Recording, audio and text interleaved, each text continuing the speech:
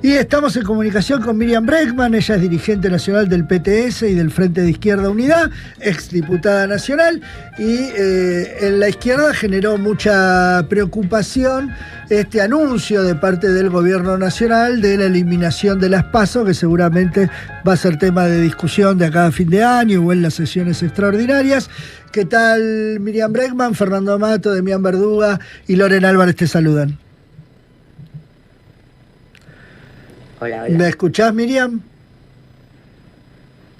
A ver, que estamos tratando de recuperar el llamado con Miriam Bregman para hablar. Ahí los escucho. Ahí está. Miriam, ¿qué tal? Buen día. ¿Qué tal? Buenos días. Bueno, estaba contando que, en la izquierda generó preocupación esta decisión del gobierno de proponer la eliminación de las PASO. ¿Por qué? ¿Ustedes qué ven en eso? Mira, generó preocupación en la izquierda la reforma electoral y política del gobierno. Sí, pues son varios puntos, es verdad. Claro, pero al que no lo preocupe nos tendría que explicar por qué. Me parece que es al revés, ¿no? Sobre todo aquellos que nos decían hace un tiempo, viene el fascismo, y ahora, según los rumores de los diarios, a mí no me consta nada, por eso todo está entre signos de pregunta, estarían dispuestos a discutir una reforma que claramente es proscriptiva, antidemocrática, pro ricos, que pretende limpiar el sistema político con el peor sentido de la palabra limpiar, es decir, barrer a la mayoría de las expresiones políticas y dejar a dos o tres que sean aquellas que los grandes empresarios, los ricos de este país, los que desde Uruguay se dedican a hacer política en la Argentina, decidan poner plata. Es decir, entre todas las privatizaciones que tienen planeada, que van desde aerolínea hasta ferrocarriles, también privatizar el sistema político electoral. Entonces, tal vez lo de las PASO que vos me señalás es un poco lo que más trascendió, porque ahí hay un debate. Pero ese es un aspecto pequeño dentro de lo que es el paquete de conjunto de esta reforma. No necesariamente va unido, digamos, se puede eliminar las PASO, pero no el financiamiento a los partidos políticos, el tema de los espacios, publicidad en la televisión. Claro. Digamos, no todo tiene que estar unido, digamos. No, lo que lo une es que el título, si vos me preguntás de esto, es que la política les parece un costo.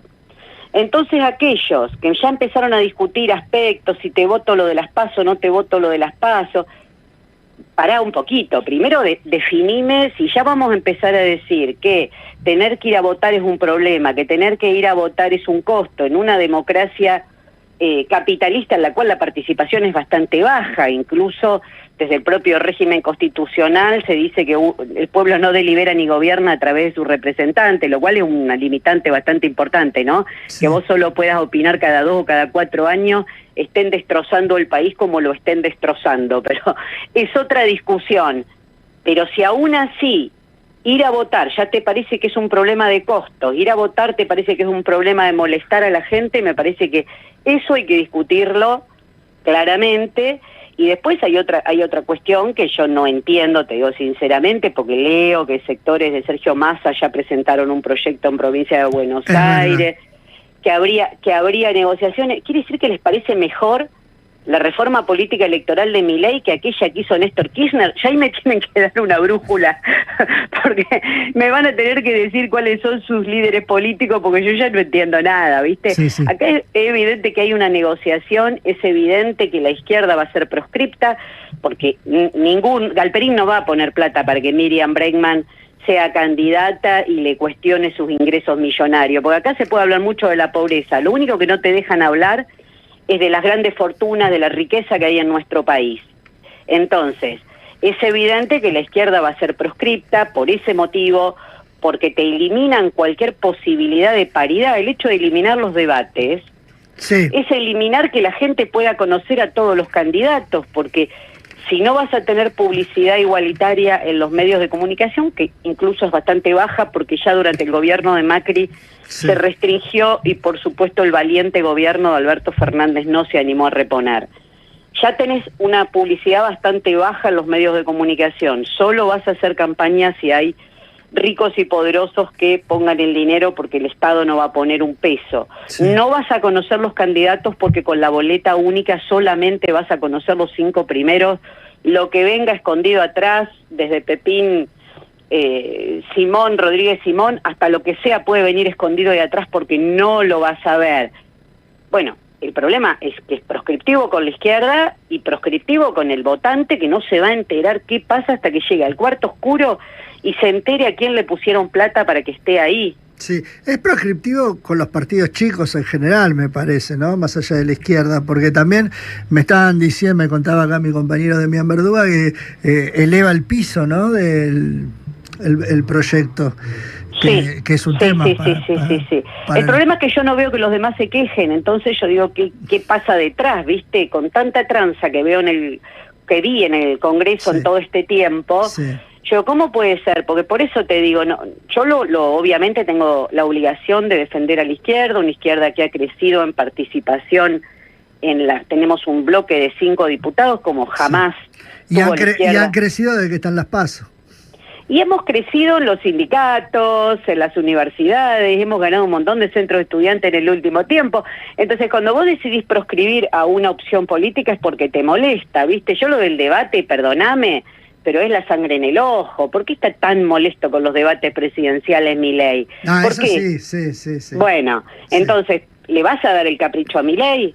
Yo te aseguro que no puedo entender qué están negociando, por qué tantos rumores en los diarios de ayer, porque no veo que el pueblo que tiene que ir a votar gane nada. Ya con boleta única perdió un montón, porque no sé si esto la población lo tiene claro todavía, pero no va a saber quiénes son los candidatos, solo va a conocer los 5 primeros, y con suerte, y si no llueve y se mojó el papel, cuando llegue al cuarto oscuro, ahí va a haber un listadito en la puerta y van a poder leer quiénes son los demás que van en la lista, es decir... Cosa que no va a hacer nadie. Cosa que no va a hacer nadie, porque vas apurado, porque tenés los chicos esperándote afuera, porque volvés a hacer la comida, porque la vida continúa, y uno va a votar, y Argentina tiene un alto nivel de participación, entonces las elecciones evidentemente son una cuestión importante, porque ahora el gobierno diga que es costoso, y porque el gobierno diga que molesta a la gente ir a votar, bueno... si caracterizaban tanto que este era un gobierno fascista, no sé por qué tenés que adoptar la reforma electoral de fascismo. Te aseguro que pocas veces me sentí tan desconcertada como con esto. Sí, igual, bueno, si vamos a hacer paradojas, parece que el que está en contra de la eliminación es el PRO. O sea que también se dan me parece que cada uno está estudiando su coyuntura política. Claro, por eso hay que analizarlo por fuera de esas especulaciones coyunturales. El PRO, el problema que tiene es que, claro, pensaría ir a una PASO, a una discusión interna, no tiene la caja del gobierno nacional como en otro momento, y dice, ¿cómo voy a competir con el que maneja, con el dueño de la pelota, si va a manejar absolutamente todo, si tiene su coro de aplaudidores mediáticos? Viste que Julio Blanc hablaba de, hicimos periodismo de guerra. Bueno, estos hacen periodismo de asentimiento, solo saben hacer así con la cabeza, como el gatito chino ese, que hace con la cabeza así todo lo que dice Milei. Entonces, bueno, Macri, bobo no es, viste, se da cuenta que va a ir en unas condiciones un poco raras, pero acá es el problema, quién está dispuesto a enfrentar verdaderamente a Milei y a esta reforma que es sumamente antidemocrática y proscriptiva. Después cada cual hace algunas especulaciones. María Eugenia Vidal presentó un proyecto, o se comentaba en los medios que presentó un proyecto para que no sean obligatorias las PASO, que sean voluntarias. Eso es una locura, porque si vos vas a PASO y yo no, yo puedo mandar a todo el frente de izquierda que vote contra tu candidato. Claro. Entonces no se puede, o sea, dicen cosas que no tienen coherencia política, que me gustaría que todos nos den un espacio como ustedes para explicarlo y que la población vea que están diciendo cosas que no tienen coherencia más que negociar con el gobierno. Hay un toma y daca donde los diputados y senadores están en una góndola y el gobierno va tomando según la ley cuál le conviene. Es vergonzoso lo que está pasando. Miriam, ¿cómo te va? Demián Verduga. ¿Cómo estás? ¿Qué tal? Te cambio un poquito de tema para consultarte lo siguiente. Ha habido, obviamente, estos meses un ajuste brutal en montones de sectores, pero por lo menos las encuestas indican que Milei está fortalecido en estos últimos 40 días, 30 días en el respaldo popular. Entonces, yo te daría dos preguntas. Primero, si vos percibís que esto es así, o si las encuestas se están equivocando y crees que hay más rechazo de lo que aparece. Y segundo, si percibís que es así, ¿a qué atribuís que a pesar de este ajuste brutal, Milei se haya fortalecido en sus votantes?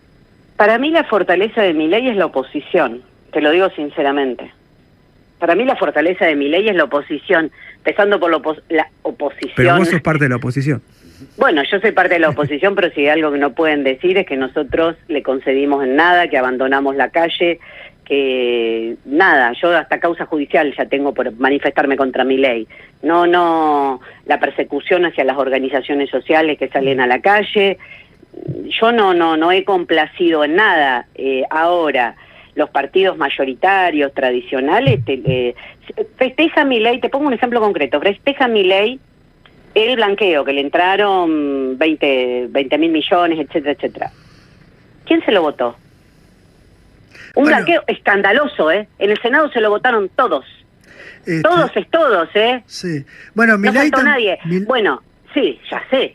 Pero la fortaleza de Milei, ¿de dónde sale? ¿Sale de la genialidad de sus ideas o la misma idea neoconservadora de siempre? El RIGI. ¿Quién se lo votó? Bueno, pero ya que hablamos de autocrítica, te decía... No hablo de autocrítica, yo no hablo de ninguna autocrítica. Yo te voy a hacer una pregunta por eso. No, vos seguro me querías hacer una pregunta, pero yo no hablé de autocrítica. Yo hablé de que acá hay un problema de que la oposición política, con distintos grados y niveles, entre los que se integraron directamente como el PRO, que se convirtieron en una sucursal desabrida de la Libertad Avanza, hasta los radicales con peluca y ahora los peronistas con peluca, le van dando a Milei una fortaleza que si se lo hubiese enfrentado, que si se hubiese bajado la discusión a la población de qué significa cada una de estas cosas, la verdad, la situación sería bastante distinta. Pero después hay todo un sector de las clases dominantes que están en un veranito financiero total, festejándolo, bajando ese discurso que crea un clima de placidez generalizado, pero que eso convengamos que por abajo, que era una de las preguntas, no se ve absolutamente para nada. Entonces, pero mira, una de las cosas que te iba a decir es que una de las cosas que se vanagloria a Milei es que barrió a los piqueteros de las calles, y eso también está teniendo consenso social.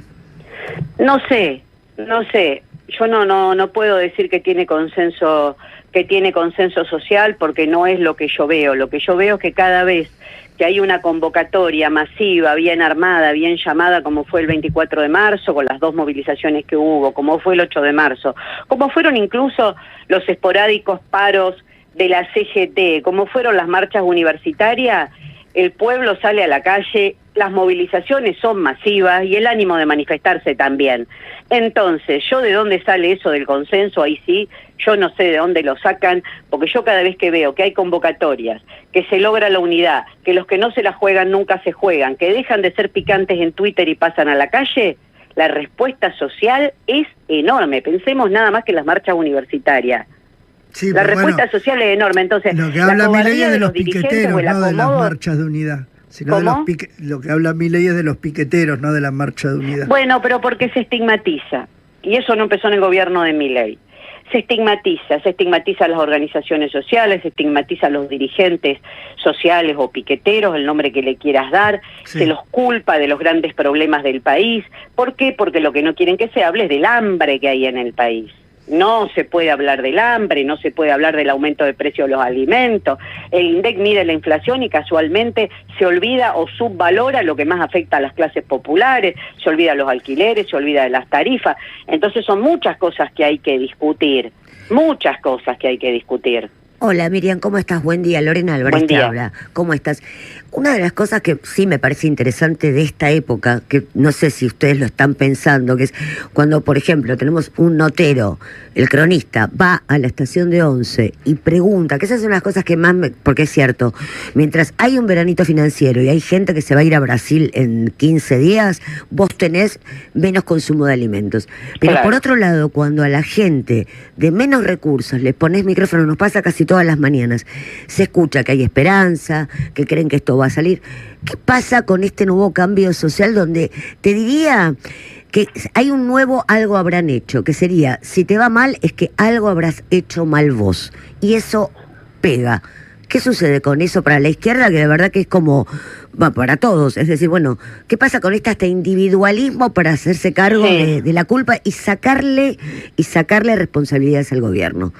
Mira, es un debate muy interesante porque primero no creo que sea generalizado, porque incluso Milei lo votó la mitad de la población, la otra mitad lo rechazó, y creo que entre quienes lo rechazaron, que no lo votaron, me parece que la bronca creció considerablemente. Todas las encuestas indican polarización, no indican suavización de la crítica, indican polarización. La polarización significa que aquellos que no lo votaron, que no lo quisieron o que se pasaron a la oposición, están más duros contra el gobierno que antes, porque el bolsillo está más duro que antes. Entonces, primero creo que hay que leer los datos en ese sentido, hay una discusión. Después, que los valores del individualismo, del salvarse solo, o que a lo sumo te salvás y el Estado te ayuda, esa frase terrible, se fueron construyendo durante muchos años. Eso no nació con el gobierno de Milei, como ninguno de los disvalores que hoy representa.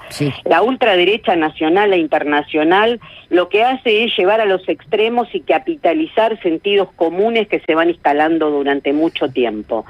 Si tu balance del gobierno desastroso Alberto Fernández, que le dieron mucho aire a las mujeres, mucho aire a la diversidad, que nos pasamos 3 pueblos con ese tema, es probable que venga un gobierno que, basándose en eso, diga, jaja, gastaban plata de gusto en programas inservibles y bla, bla, bla, bleta, y lo capitalice él. Te digo un ejemplo muy sencillo y expresado de una forma un poco sencilla para no ocupar más tiempo. Pero la construcción de los sentidos comunes contra las ideas comunitarias, contra las ideas de solidaridad, de respuesta colectiva, de la organización social, popular, gremial, no nació con el gobierno de Milei. El gobierno de Milei las capitaliza y busca allí los enemigos para decir son los culpables todos. Son las mujeres, son los que luchan, son los que salieron a la calle. Nunca se habla de la responsabilidad de los que se enriquecieron con la deuda, de los que fugaron. Claro, ¿cómo vas a hablar de la responsabilidad de los que fugaron si después le votás el blanqueo para que traigan la plata? ¿Entendés que hay temas que no son suficientemente analizados? Y hay un problemita ahí, ahí hay un problemita, porque vos evidentemente estás poniendo la carga social en una organización social de base y no en el que fugó. ¿Y cómo puede ser? Claro, si vos legalizás la deuda macrista, es raro que después salgas a hablar de la deuda macrista. Bueno, te podría poner un montón de ejemplos de esos que construyen sentidos comunes que verdaderamente, sí, desde la izquierda y todos aquellos que tienen o tenemos otros valores, tenemos que tratar de combatir fuertemente. Miriam Bregman, muchas gracias por este contacto con Pasos Perdidos. Abrazo grande. Por favor, gracias a ustedes, porque el tema de la reforma electoral y política, esperemos que no sea como tantos otros que pasan por abajo del radar. Veremos cómo evoluciona. Gracias. Gracias. Un abrazo.